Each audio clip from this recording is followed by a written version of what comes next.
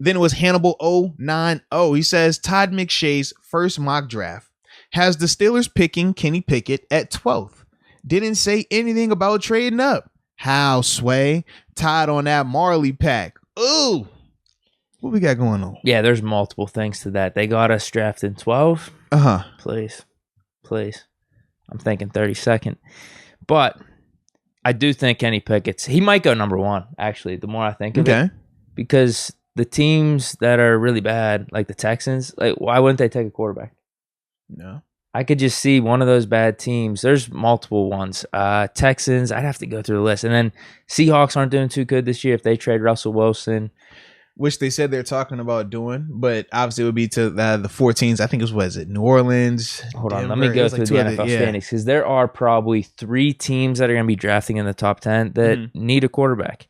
And I just feel like Kenny Pickett's going to go at some point in the top 10, if not top 3, if not number 1, because someone might trade up for him then. Broncos, I could see, they're 7-6 though. They're not going to be drafting that high. Giants at 4-9. Yeah, that was one of the teams for sure. Okay. Giants at 4-9. Man, dude, every time I go on Google to do these standings, like it cuts it off.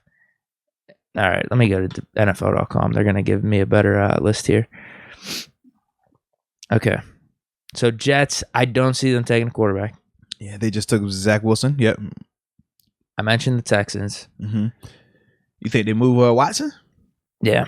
Okay. Definitely. Okay. They're probably now I don't want to be this guy. I don't want to be this guy. Here's another one. Yeah, I don't want to be this guy, but the Texans, they have a quarterback already. I'm just throwing it out there. And yes, I'm taking my guy over him. I'm just throwing it out there. Okay, but the Texans might not even be in the position to take him because the other team for sure, Detroit Lions. Oh, they're probably gonna be drafted 1. It's gonna be them and the Texans or Jaguars in the top 3. They're gonna move on from golf? Yeah. Carolina Panthers at 5-8. Seahawks 5-8, like I mentioned, if they trade Russell Wilson. Bears at 4-9. No, they're not gonna take a quarterback. They'll go with Justin Fields. Right. But there's, I'd say 3 teams legitimately looking for a quarterback that are gonna be drafted in the top 10.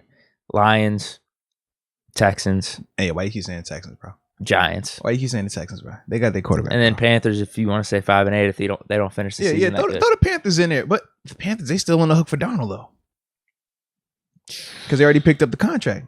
Yeah, they still on the hook for him next season. That's bad though. That's bad. But that's what we all said when they picked it up from him. Bro, you take the loss. Bro, you're talking about like 15, 16. Yeah, that's a lot. Can't do that. Yeah, I don't think Kenny falls outside the top 10. He's the only quarterback in this draft. Or not the only quarterback, but he's the number 1 quarterback. And usually those guys go early. Yeah, usually no matter what. Do, like Blake Bortles went 3. But I still think it was different, though. I still think people were higher on Bortles than they are on Pickett, though. Oh, I do, bro. I could see as a prospect. That's what I'm saying, though. And that's part of the reason why he went as early as he did. I don't think people viewed him as like a finished. Like, I think with Kenny, they view him as close to a finished product, whereas a guy like Bortles, it was more of the, we think he can grow and be this. Kind of like with, what was the kid from UNC? Trubisky. Like, same concept. Like, not a finished product, but they thought that he could grow into something else. Whereas with Kenny, I feel like they look at him or visualize him as closer to a finished product already as where he currently is at. Which isn't bad. It looks like he's playing pretty damn good. But that was part of the knock with Mac Jones as well. You think about when Mac came out, they didn't think his ceiling was as high as a Trevor Lawrence or as a Zach Wilson. But we thought that he was probably going to have the highest floor in terms of just being able to come in and be pro ready. And that is showing.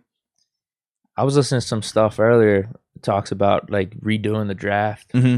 How would you redo it right now if you're sitting here? What draft? Like, what do you Let's just say the quarterbacks. How would you re-rank the quarterback? For which year, though? That's what I'm saying. Last year. Last year's quarterback. Like, would you have Mac 2? Would you have him 1 even? I'll probably put him at who I went last year. It was what? Mac, Lawrence, Zach Wilson, Trevor Lawrence, Trey Lance, and then Justin Fields. Yeah, I would go Mac 1. I'd probably go Fields 2, Lawrence 3. Trey Lance, Zach Wilson, Wash, doesn't matter. Because for me, like, I don't want to put Lance ahead of Wilson when Lance wasn't in the same opportunities as Wilson. Like, Wilson got thrown on that thing early. And I mean, we know what that situation was going to be anyway. So That's that. And something could be said to Trevor Lawrence. The difference is Trevor Lawrence turns the ball over way too much, bro. He's turning it over a lot. Now, if you were the Jaguars, would you go Mac over Lawrence?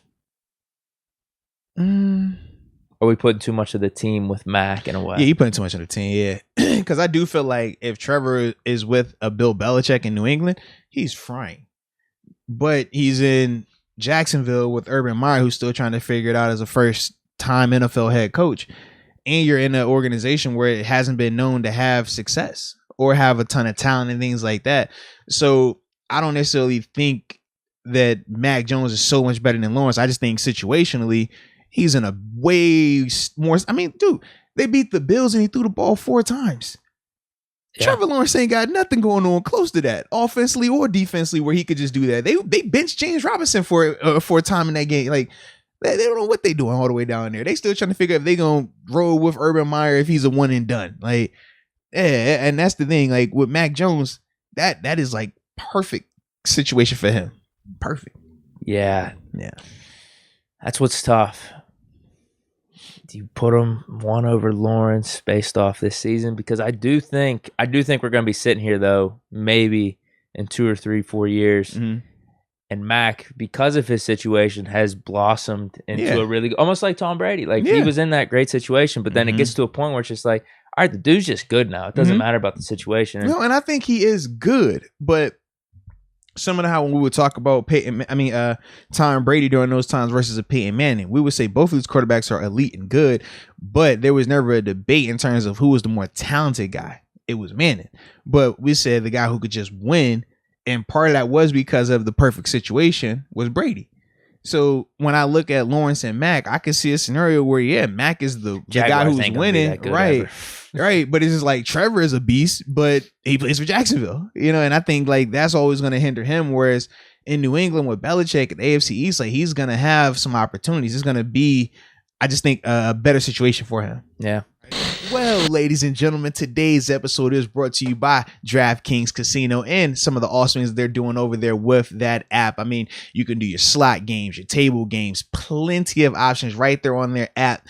It's a cool concept. It's pretty simple. Also, man, I'm talking, you play a little blackjack, do whatever you want. That's the dope part about it. Why waste your gas and go to an actual casino when you just do it on your phone? Exactly. It makes it that much simpler, my friends. And as we always talk about, when we're going to talk about anything, we have to have a promo code, some type of hookup for you, okay? And with DraftKings Casino, it's the holiday season, so they're extra giving. If you use the promo code MOATS when you first sign up, you will receive $2,000 in deposit bonus money. Essentially, you put in $2,000, they will put in an extra $2,000. You put in $1,000, they'll put in an extra $1,000. Whatever you do up to $2,000 on your initial deposit, and you put that promo code MOATS, and DraftKings Casino will match it. It is a awesome concept. So stop wasting time. Download the app, use the promo code, and get an opportunity to make a little money. But what we do know is this, though, Deke. Sometimes people struggle with, gambling. Yeah. Sometimes you might need crisis counseling. Sometimes you might even need referral services, Deke. And you know what I would tell them? What's that? If you have a problem, you better call 1-800-GAMBLER. I say 1-800-GAMBLER. I say 1-800-426-2536.